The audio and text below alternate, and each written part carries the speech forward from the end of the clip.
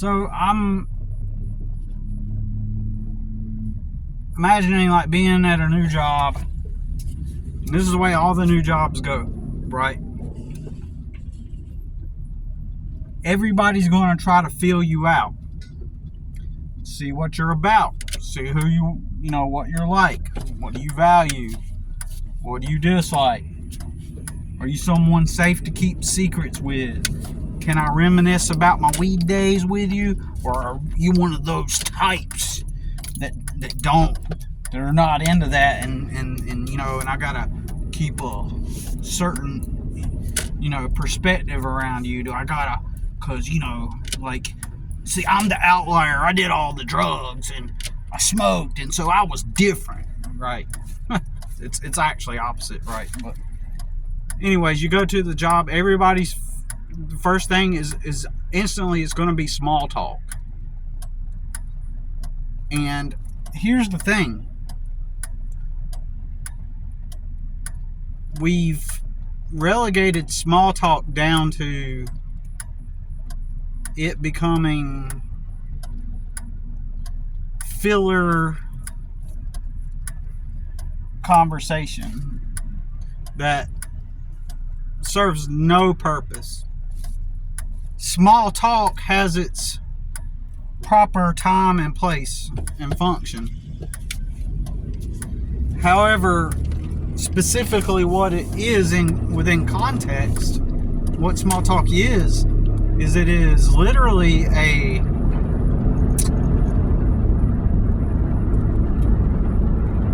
series of mainstream platitudes, mainstream tropes, phrases that are recycled over and over and over again, right?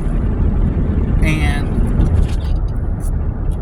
while small talk should be about kind of those things, getting a feel for someone and seeing what they value and stuff,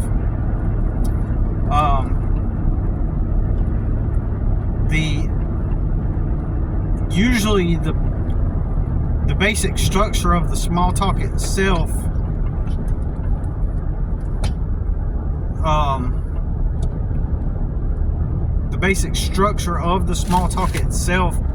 is based on the modern society that is quick fix, instant gratification. It is mindless consumerism, escapism, and the majority of people have got their heads dunked into that. That's the realm they're in mentally. They're in that instant gratification, quick fix, wage slave society, and they're just zombified within it, right? So when the small talk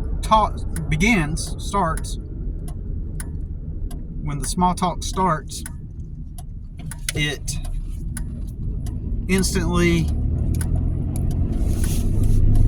are typical phrases, which some of them are okay, don't get me wrong, like, so where are you from? Did you grow up around there? Oh, okay. Where are you from? Well, I'm from Philadelphia, and blah blah blah blah blah.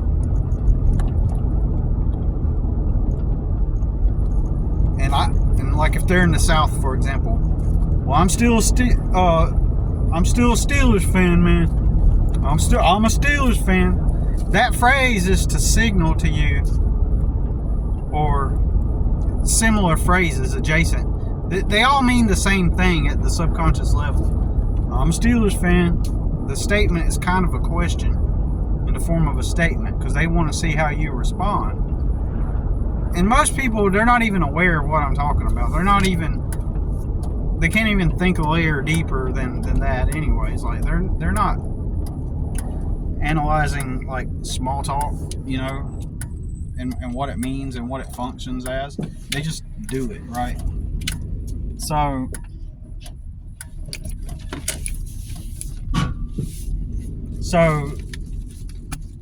when it could be proposed in the form of a question. So, do you like NFL football? Or do you watch football? It could be proposed in that form, right? It can be stated that way, in the form of a question.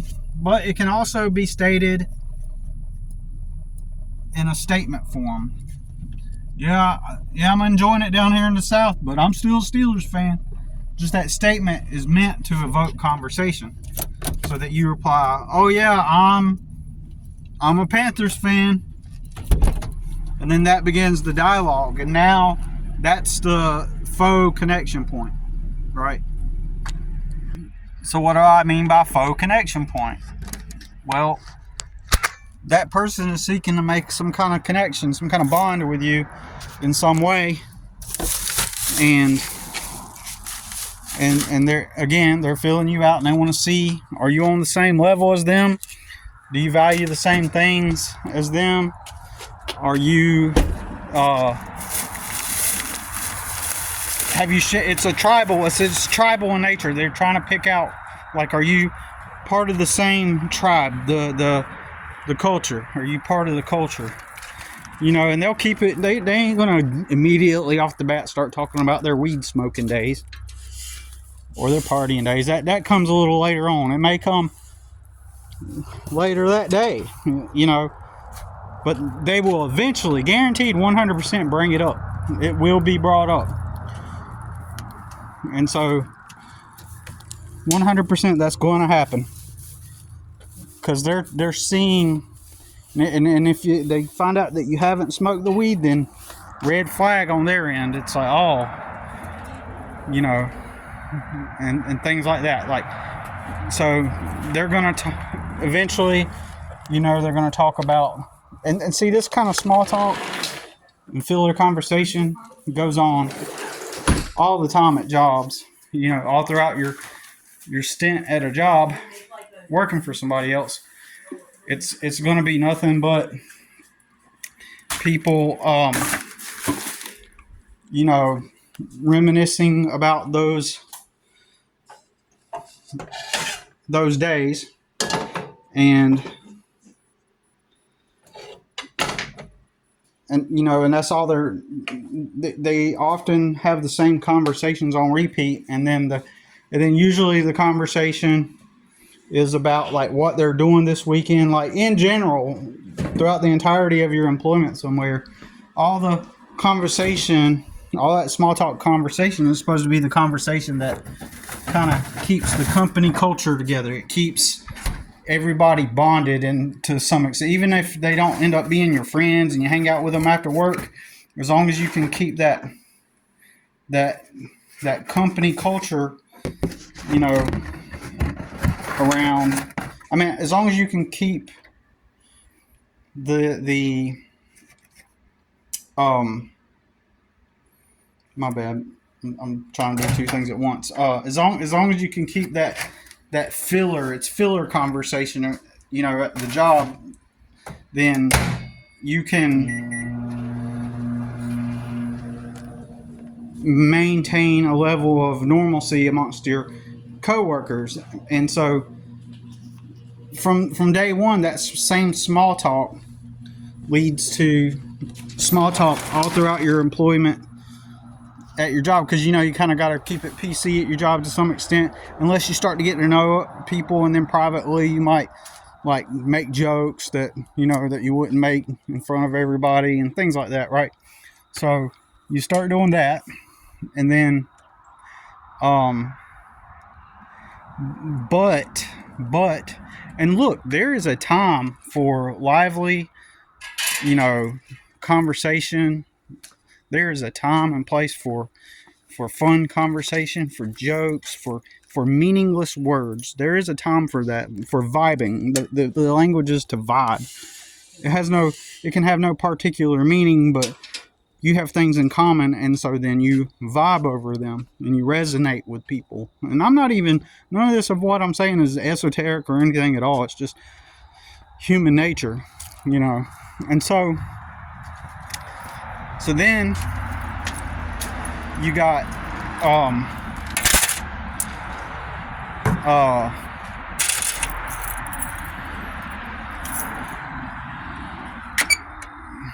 So then you got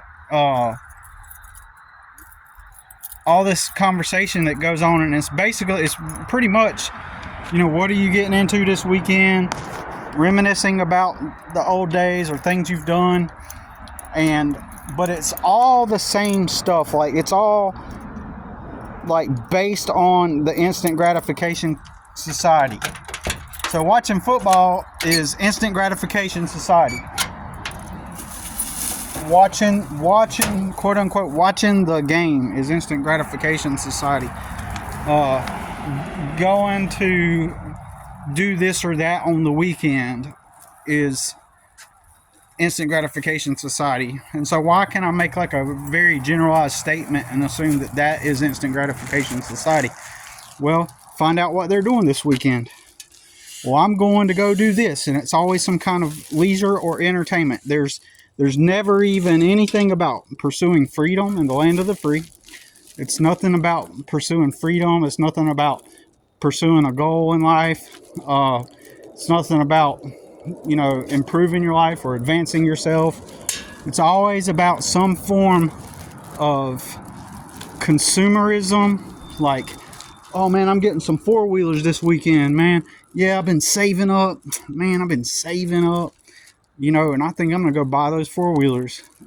When they say they've been saving up, the majority of the time, they've saved up for a deposit to get something on credit with interest, which is, and this isn't my opinion, this is objective fact. It is a poor-ass financial decision, right? It's a poor financial decision to do that. So, it's a stupid financial decision, like money-wise, to be like getting stuff on credit like that. It's just, frankly, it's stupid. It's not my opinion. It's fact. That means that if a person has to do it that way, that means they can't afford it, right? That means they literally can't afford it, and instead they go get the minimum monthly payment. Well, Billy, it improves your credit. So, there's good debt and there's bad debt. There's debt that generates you a cash flow, and there's debt that's good debt where you get into debt in order to make money. Like, at the end of that debt, you make more money than what you invested into it. But nobody even talk the way I'm talking right now, which is the right way, or the right way in the sense that, like, a more intelligent way. Like, people will just kind of look at you with that zombie stare, right? And that's insane. Like, they'll just look at you with that zombie stare, like what is he talking about? Like, that's insanity right there. But when I was growing up, I used to think that that's what people did. I used to think that people simply, saved their money, right? I used to think that people just generally saved their money and then they bought something. Like, if my grandma had a house, then she saved up her money and eventually bought the house. When I was young and ignorant, oh, she saved her money and bought the house, me thinking that,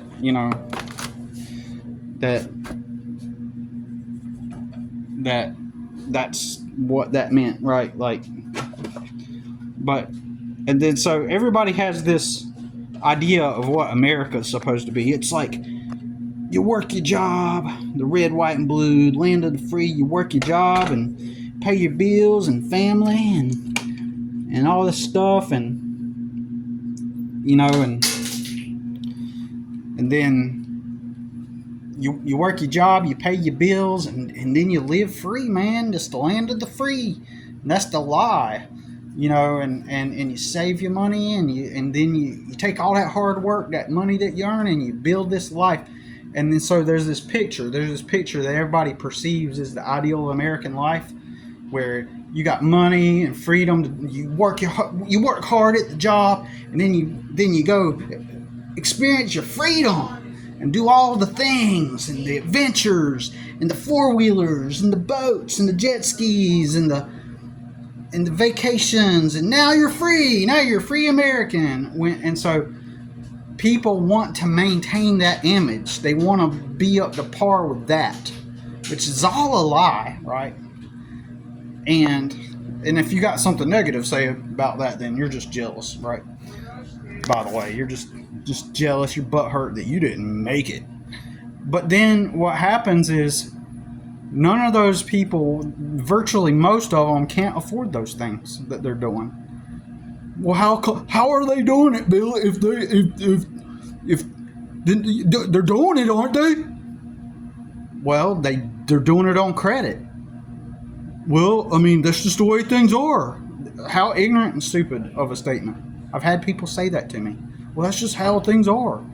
But that is not the American picture that I described, the American dream I just described. That is not it. When you're getting all this shit on credit and that you can't afford, it means you can't afford it. Your job might be able to help you maintain the minimum monthly payment on your four-wheelers. I don't know, $300, $400 a month until they're paid off. And then you spend all this interest on them. Your job might be able to help you to afford the minimum monthly payments, but that doesn't mean that you can afford it. That literally means that you can't afford it, because we're taught that script that I just described. I just described the script. I just explained the script and how it works, and that is the script, and that is the lie. And most people can't. The majority of people can't afford to do all those things to meet up to that, and it's getting worse. The majority of Americans can't live that. And so imagine you're in a work environment and you like me, you're aware of this, and everybody's celebrating all the stuff that they're doing, right? Like, oh yeah, I'm going out this weekend, I'm doing this and doing that. Like, you better not say nothing negative about their stupid consumerism choices and decisions, right? Better not say nothing about it, because the reason why you got something to say about it is because you're just jealous of them. Not because you legitimately think it's actually stupid, but you're obviously just jealous of them, you know. So you need to quit being jealous of everybody and, you know, mind your own business and stick to yourself, you know, and shut up. And to some extent, I agree. I actually agree with that statement, because, you know, I don't want to have anything to do with their lifestyle, and that makes me unmotivated to try to make that bond and that connection I was talking about a couple minutes ago. To make that faux bond and connection with people then means that I have to, you know, pretend as if I think that those things are okay. Oh, cool. You got some new four-wheelers this weekend. Oh, great. Good for you. You must have worked really hard to do that. Man, you're doing really good in life. When in reality, me being a poor person living out of my truck, I'm literally worth more money than them. But you can't talk about that. You can't talk about how stupid it is to sit there and be watching NFL football, you know?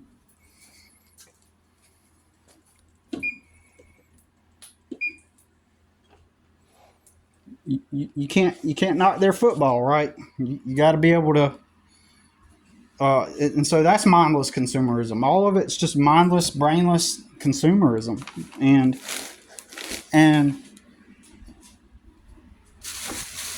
you know, and you're just a hater if you have anything against the stupidity, right? And so, you know, if you were to tell them, hey, y'all, you know, let's get our money up. Let's get together and let's figure out a way to not be a wage slave and clock in. Y'all got any ideas, something that we can work on together? They would be like, what? What are you talking about? Well, you're trying to start a business, man. You're like, huh. Like, in their minds, it's just this far off thing that only the authorities do. or the people that got lucky, or the people that were bestowed permission from some greater authority to be the the ambassador of that industry, the ambassador of that thing, right? It's insane. So imagine like imagine you are in those environments, and you can't even speak or talk truth, right? You can't talk or speak truth, because if you do, you're going to become a social reject if you're sane, right? And so it's hard for me to be like, oh, congratulations on your new car. Your new car that you got. And now they're in debt. The moment they drove it off the lot, it decreased in value tremendously. And now they got these high car payments in order to have this nice, shiny car that looks new. Yeah, I bought it this weekend. Every time they say you bought it, like if I were to chime in and say, well, technically, you didn't buy that truck.